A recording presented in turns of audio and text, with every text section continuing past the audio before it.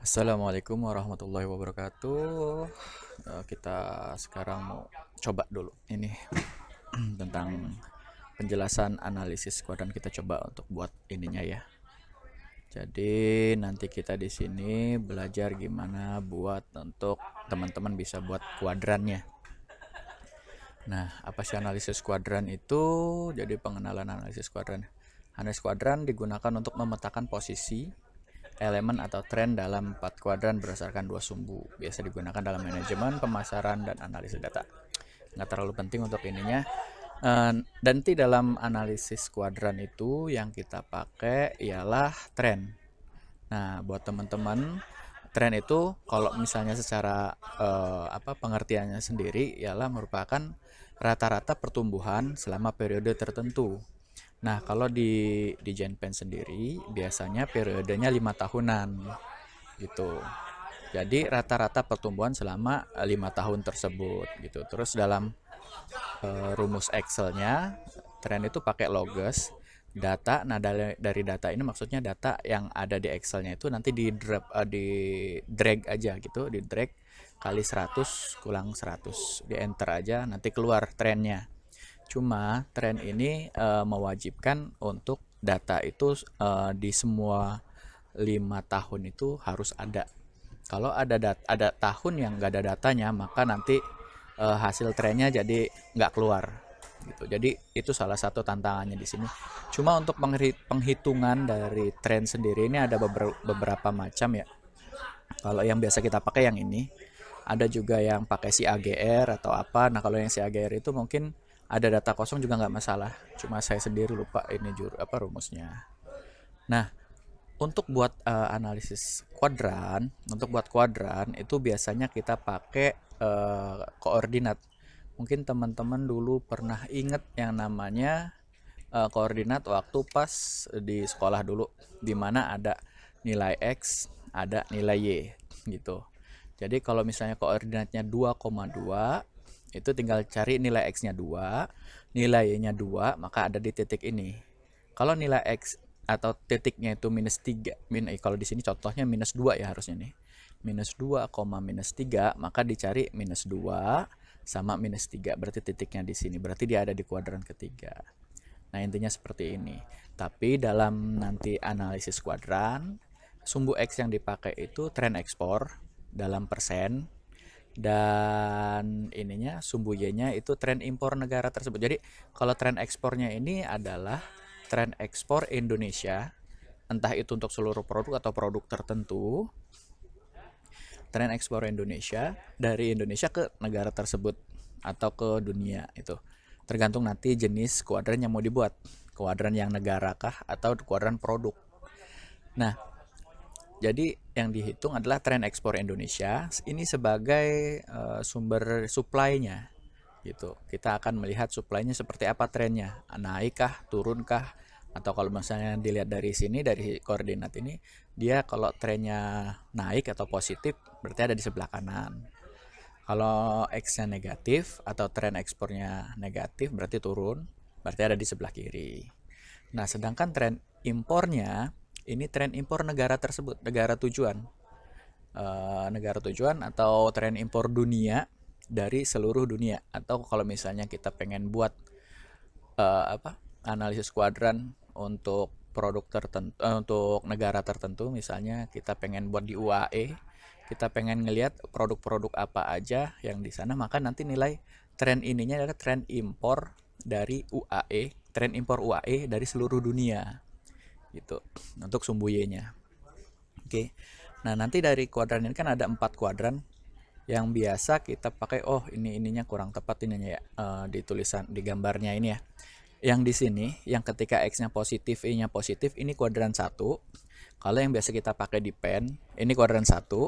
Yang di bawah ini harusnya kuadran 2, yaitu ketika X-nya positif tapi tren impornya negatif. Itu ada di kuadran 2. Ini harusnya kuadran 2. Yang di sini kuadran 3, yang ini kuadran 4 ketika sama-sama negatif baik supply maupun demand. Untuk penjelasannya mungkin di slide berikutnya seperti ini. Kuadran 1 itu ketika sama-sama positif. Jadi kuadran 1 ada di sini ya. sama-sama positif, baik isi tren ekspornya maupun tren impornya sama-sama positif. Itu terjadi ketika kondisi optimal atau ideal di mana demand dan supply sama-sama naik. Gitu. Jadi selama periode 5 tahun itu supply-nya positif atau naik trennya, terus si tren impor negara tersebut juga naik gitu. Jadi kalau sama-sama positif, ini kondisi-kondisi yang ideal istilahnya. Nah, yang di kuadran kedua atau yang di bawahnya kuadran 1, yang tadi harusnya di sini, ini kuadran 1. Ini kuadran 2 harusnya. Itu ketika X-nya positif atau tren ekspornya positif, tapi tren impornya negatif. Kondisi yang seperti ini, pasarnya sudah perkembangan pasar itu sudah menurun, gitu. Demand-nya turun, tapi baiknya supply itu naik. Ini kalau pengen kita boost juga agak sulit ya kalau misalnya di posisi di kuadran 2. Kalau kuadran 1 sebenarnya 50-50, nanti kita tergantung lihat nanti nilai dari tren ekspornya sama tren impornya. Nanti ada di penjelasan paling terakhir. Nah, kalau yang di kuadran 3 itu harusnya ada di sini. Ini kuadran 3. Ini dia ketika terjadi ketika tren ekspor Indonesianya itu negatif atau turun, sedangkan demand di negara tersebut itu malah naik gitu. Ini kan harus yang jadi pertanyaan. Kita kehilangan pangsa pasar di sini gitu. Perbaikan diperlukan di mana demand naik sedangkan supply-nya justru menurun. Nah, gitu. Ini bisa dicari permasalahannya kenapa dan sebagainya sehingga itu bisa diperbaiki. Dan yang kondisi yang keempat yaitu di kuadran 4 harusnya di sini, di mana kondisi terburuk baik supply maupun demand sama-sama turun. Seperti itu penjelasannya. Untuk salah satu contoh pembuatan kuadrannya di sini. Nah, sebenarnya kalau misalnya kita sudah punya datanya, yang kita butuhkan cuma 2 data saja, yaitu data tren ekspor yang bisa teman-teman lihat di sini. Ini tren ekspor. Oh, ini untuk contoh analisis kuadrannya kita pakai ekspor Indonesia ke UAE. Ya. UAE ini produk-produknya ekspor Indonesia 10 terbesar. Saya cuma ambil 10 besar untuk memudahkan rekan-rekan juga dalam membuat tren, karena yang bikin sulit dari buat tren itu ketika si HS code ini banyak, karena sumber data dari tren ekspor sama impor tren ini berbeda. Nah, yang bikin susah itu kadang menggabungkannya. Tapi kalau misalnya cuma 5 atau cuma 10, ini kita sebenarnya bisa ngisi manual untuk ininya nih. Kalau ini kan mungkin bisa dari penarikan data ya untuk yang tren ekspornya. Itu misalnya kayak ekspor UAE itu banyakan dari produk-produknya kayak jewelry, vegetable oils, vehicle. Itu ada 2 jenis vehicle. Terus ada aluminium oxide, fabrics dan sebagainya ya. Oke, terus nah di sini kita udah dapat trennya. Nah, untuk impor trennya kita ngambil datanya dari trade map. Nah, untuk pengambilan data dari trade map, kita lihat aja datanya itu data impor ini. Bentar ya.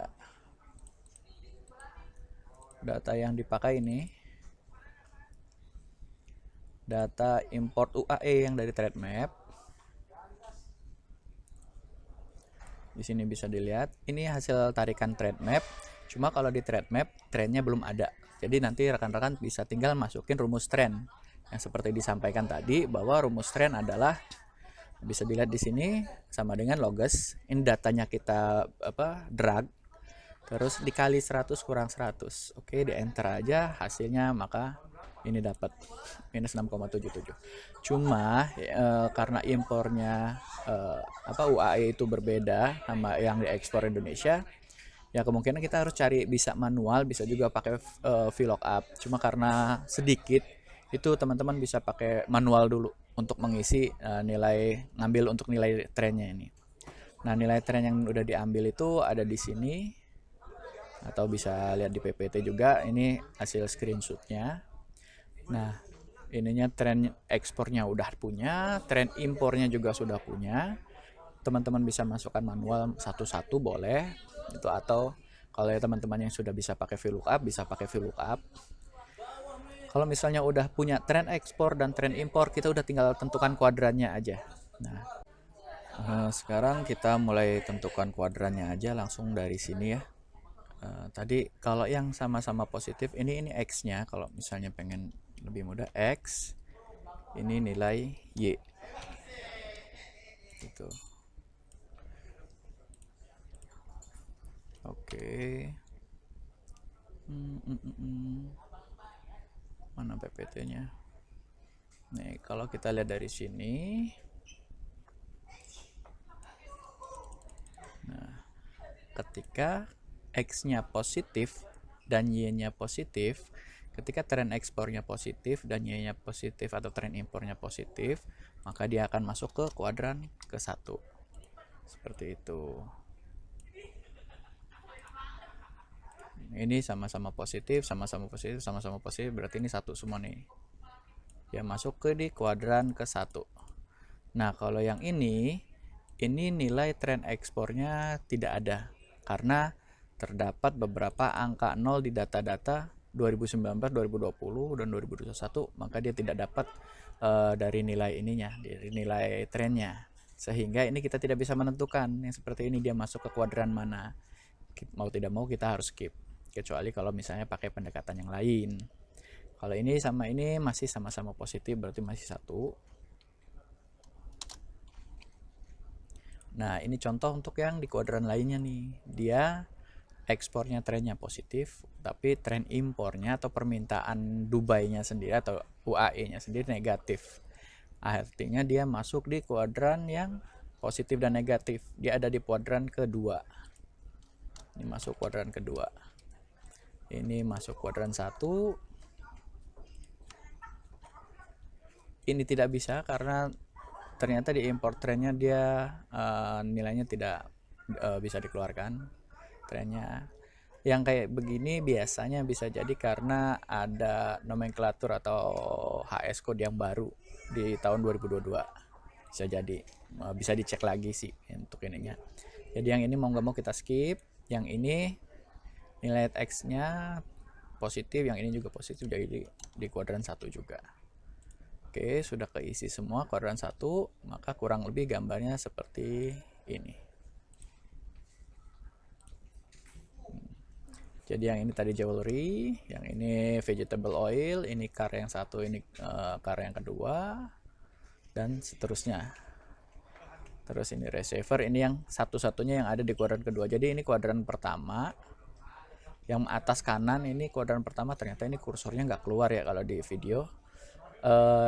Yang kanan atas ini kuadran pertama, yang kanan bawah ini kuadran kedua, yang kuadran ketiga ini kosong, kuadran ketiga ini kosong. Oke, jadi seperti itu aja untuk pembuatan kuadran. Jadi hanya cukup kita melihat dari nilai tren ekspor sama tren impornya saja dari sisi supply maupun sisi demand. Nah, terus ada nggak pemanfaatan analisis tren lebih lanjut? Nah, kalau menurut saya sih masih bisa dicek lagi lebih dalam. Jadi ketika tren ekspornya lebih besar dari tren impor, ini bisa aja yang di kuadran 1 ya. Untuk yang kuadran 1 sebenarnya ini ya.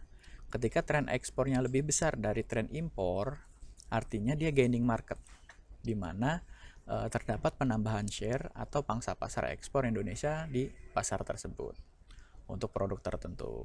Nah, kalau misalnya tren ekspornya lebih kecil dari tren impor, berarti dia losing market. Nah, kasus yang tren ekspor lebih kecil dari tren impor ini lebih mirip kayak yang ada di kuadran ketiga, walaupun sama-sama positif.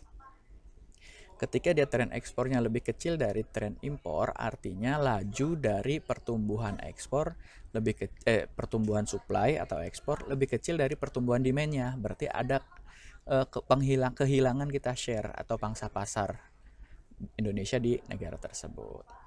Kita balik lagi saja ke soal yang ini tadi, datanya. Kalau kita lihat, mungkin kita nggak terlalu pengen lihat ininya ya, kita hide aja dulu. Nah, kita fokus ke produknya aja. Jewelry positif, dia lebih besar atau lebih kecil? Jadi masih lebih besar, X-nya lebih besar daripada X-nya lebih besar daripada Y, berarti dia masih tren impor gaining market. Untuk yang kondisi gaining market bisa kita lepaskan untuk dia tetap berjalan sendiri, nggak masalah. Tapi yang kalau tren ekspor atau lebih kecil dari tren impor atau losing market, ini yang harus kita fokuskan untuk pengembangannya. Contohnya di sini. Artinya di sini untuk vegetable oils kita kehilangan pangsa nih. Itu. Kalau yang di sini untuk jewelry kita malah dapat pangsa pasar. Itu selama periode 5 tahun terakhir ini. Itu. Ini kan lebih kecil, berarti dia ada kehilangan market. Atau bisa juga rekan-rekan gunakan ini sebagai apa ya istilahnya? Pengecekan dari apa ya? Ya pokoknya untuk itulah. Untuk ngelihat kinerja ekspor selama setahun terakhir. Bisa kalau misalnya pakai setahun terakhir mungkin bukan pakai tren ya, ini mungkin lebih pengen ngecek kinerja ekspor 5 tahun yang lalu gitu. Kalau misalnya di sini untuk kinerja ekspor 5 tahun yang lalu untuk produk vegetable oils ini mengalami penurunan atau kehilangan pangsa pasar gitu. Sedangkan kalau untuk produk yang jewelry, vehicles nih pada naik semua ya, lebih besar semua, rata-rata lebih besar semua. Nah yang ini juga mengalami penurunan untuk yang paper, jadi dia kehilangan pangsa pasar. Kalau yang kehilangan pangsa pasar ini bisa kita katakan selama 5 tahun periode terakhir dia mengalami penurunan kinerja. Itu yang bisa kita bantu untuk boost, kita fokuskan untuk melakukan penetrasi pasar di produk-produk tersebut yang masih dapat dikembangkan lagi karena demand-nya sendiri masih sangat tinggi gitu. Untuk kinerja ini kita juga bisa melihat 5 tahunan seperti tren seperti ini atau tahunan terakhir, misalnya pertumbuhan saja jadi 2022 ke 2023. Kalau misalnya tren pertumbuhan ekspornya itu lebih kecil daripada pertumbuhan impor, berarti ya kita kehilangan pangsa pasar di tahun yang lalu seperti itu. Oke, demikian mungkin yang bisa disampaikan. Kesimpulannya, analisis kuadran membantu memetakan tren berdasarkan faktor supply dan demand. Ini sangat berguna untuk mengambil keputusan strategis dalam berbagai bidang. Meskipun demikian, masih perlu koordinasi lebih lanjut dengan perwadak di negara tersebut terkait temuan yang dihasilkan. Misalkan, kenapa nih nilai yang tadi yang nomor 10 nih, yang nomor 10 kenapa demand-nya pada saat tinggi, kenapa kita nggak bisa ngikutin demand gitu. Kita bisa jadi ngecek di sini apa penyebabnya. Kita cek ke perwadak, bener nggak produk ini sesuai dengan kriteria yang paper yang kita punya. Kadang begini, kayak misalnya untuk untuk jeruk saja, misalkan ada permintaan jeruk di suatu negara, ada permintaan jeruk yang tinggi, tapi dicek lagi ke perwadaknya, jeruk yang diminta ini lebih jeruk ke jeruk California kah atau jeruk Indonesia gitu. Bisa nggak jeruk Indonesia ini diterima juga, jangan-jangan spesifikasinya berbeda gitu. Dari satu HS yang sama saja itu belum untuk satu produk yang sama saja itu bisa berbeda ininya kualifikasinya, kayak apel Amerika sama apel Malang itu kan sudah berbeda dari warna, dari rasa mungkin. Nah, ketika yang meningkat itu permintaannya apel Malang, mungkin di data tetap permintaannya apel Amerika yang merah misalnya kan. Di data mungkin permintaannya apel yang kita punya sedangkan apel Malang. Nah, itu apakah masih bisa masuk atau tidak, itu perlu dicek kembali ke perwadaknya seperti itu. Terus belum lagi di dalam suatu HS itu kadang bisa terdiri dari beberapa produk-produk yang berbeda, khususnya untuk HS6.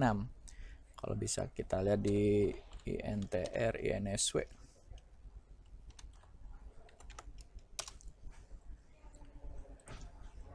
Ini contoh yang paling ekstrim aja ya. 21 saya lupa. Untuk makanan olahan lainnya.